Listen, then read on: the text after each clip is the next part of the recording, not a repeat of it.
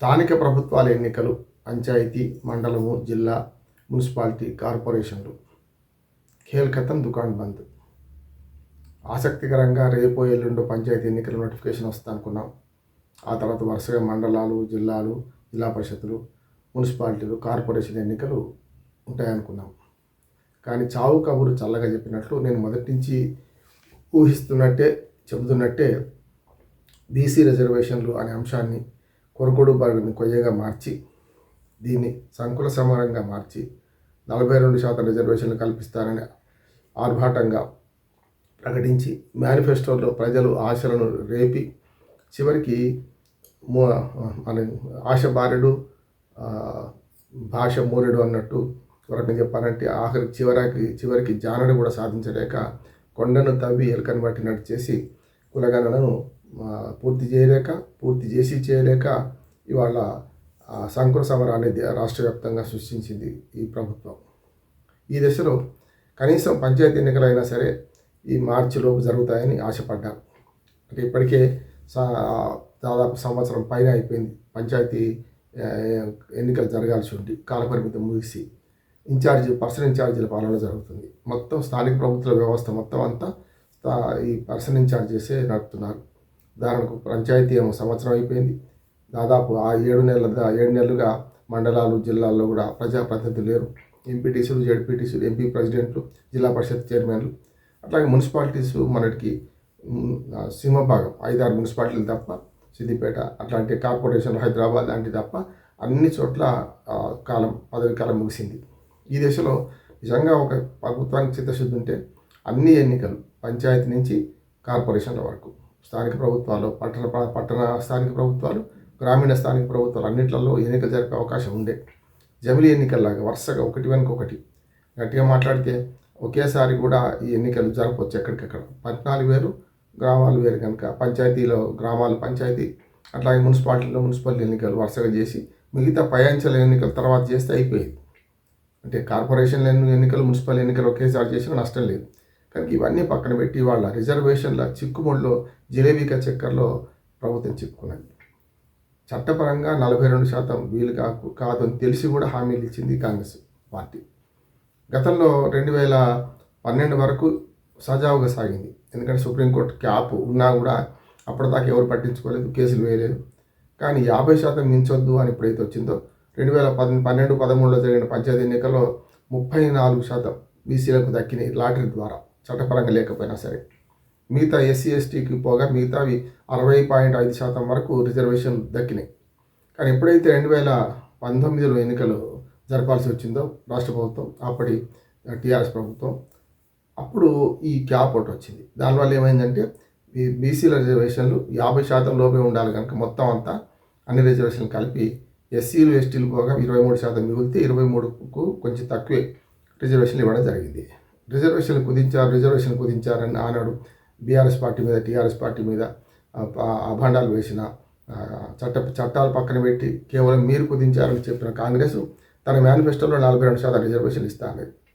కానీ అది అసాధ్యము.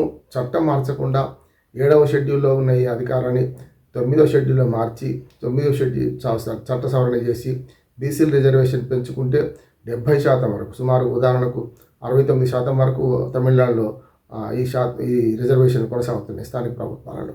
కనుక మేము చేస్తాము అని అన్నప్పుడు ఇవన్నిటి పట్ల గత సంవత్సరంగా ప్రవర్తించేది ఉండే.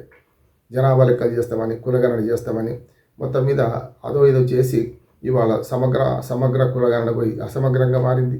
మళ్ళీ కులగణన ఎక్కడైతే చేయలేదో ఆ 3.5 లక్షల కుటుంబాలు మళ్ళీ చేస్తామంటున్నారు. ఈ చిక్కుమళ్ళ మధ్యన పుణ్యకాలం కాస్త గడిచిపోయి రేపు పరీక్షలు వస్తున్నాయి. వరుసగా 10th పరీక్షలు, ఇంటర్మీడియట్ పరీక్షలు, 10th పరీక్షలు, తర్వాత ఇతర ఉన్నత చదువుల పరీక్షలన్నీ వస్తాయి కనుక జూన్కి అంటున్నారు. జూన్లో వర్షాకాలం వచ్చేస్తుంది. ఎప్పుడు ఏ ప్రభుత్వమైనా, ఎంత పరిణతి లేని ప్రభుత్వమైనా జూన్లో ఎన్నికలు పెట్టదు. 2 రకాలు. ఒకటి, మంచినీళ్ళ కొరత అప్పటికే వస్తుంది, జూన్లో వర్షాలు పడవు.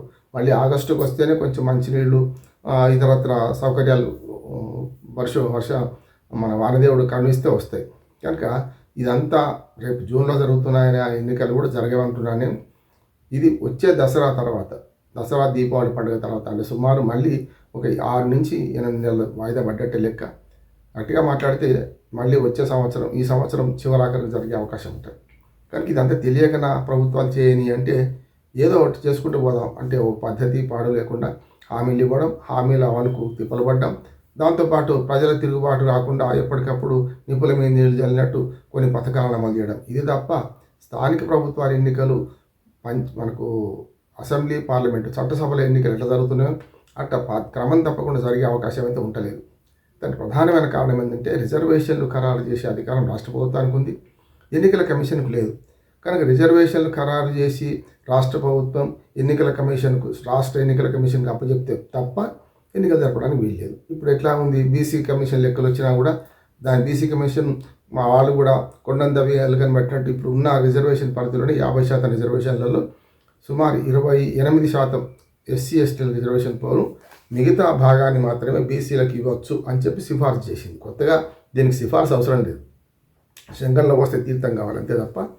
ఇప్పుడు 50%లో 22% కూడా మిగులుతలేవు ఏది పంచాయతీ ఎన్నికల్లో. మరి హామీ ఇచ్చి 22 పోతే మరి మీరు ఇంకా మిగతా 20% ఎక్కడి నుంచి తీసుకొస్తారు? కనుక దీన్ని బట్టి ప్రభుత్వం ఏం చేసిందంటే మార్చిలో అసెంబ్లీ పెడతారట, అసెంబ్లీలో తీర్మానం చేస్తారట, ఆ తీర్మానాన్ని ఏమో కేంద్ర ప్రభుత్వం పంపుతారట. ఇది గతంలో కూడా బీఆర్ఎస్ ప్రభుత్వం చేసింది, కానీ ఇంతవరకు కేంద్రం ఉలుకు పలుకు లేదు, బీసీ గణన గురించి లేదు. అట్లాగే ఈ రిజర్వేషన్ పెంచే క్రమంలో మరి రాష్ట్రపతి ద్వారా ఆమోదించి సుప్రీంకోర్టులో 9వ షెడ్యూల్లో కనుక దీన్ని చేరిస్తే అప్పుడు సుప్రీంకోర్టులో కానీ ఛాలెంజ్ చేయడానికి వీల్లేదు తమిళనాడులాగా. ఆ పని ఎవరు చేయాలి? రాష్ట్ర ప్రభుత్వం. కాంగ్రెస్ పార్టీ ఉంది, కేంద్రంలో బీజేపీ ఉన్నది, వాళ్ళు కుణగణనకి వ్యతిరేకం. అట్లాగే ఈ రాష్ట్రంలో రాష్ట్రం కేంద్రంలో రెండు వేరే వేరే పార్టీలు ఉన్నాయి కనుక డబుల్ ఇంజన్ సర్కార్ లేదు కనుక వాళ్ళు ఎట్లాగూ ఈ తీర్మానాన్ని అమల్లోకి తీసుకురారు. అట్లాగే 9వ షెడ్యూల్లో చేర్చారు. దాంతో ఏమైందంటే మరి ఎన్నికలు ఎప్పుడు జరుపుతారు? ఈ ప్రజాప్రతినిధులు ఉండాల్సిన చోట అధికారులే రాజ్యం వెళ్తుంటే ఎట్లా? నిజంగానే అంటే కింది స్థాయి నుంచి పైదాకా ఇవన్నీ ఎన్నికలు జరగకపోతే ఎట్లా అంటే చట్టంలో మార్పు రావాలి. ఒకసారి రిజర్వేషన్ ప్రకటించిన తర్వాత కనీసం 2 సార్లకు అదే జరగాలి.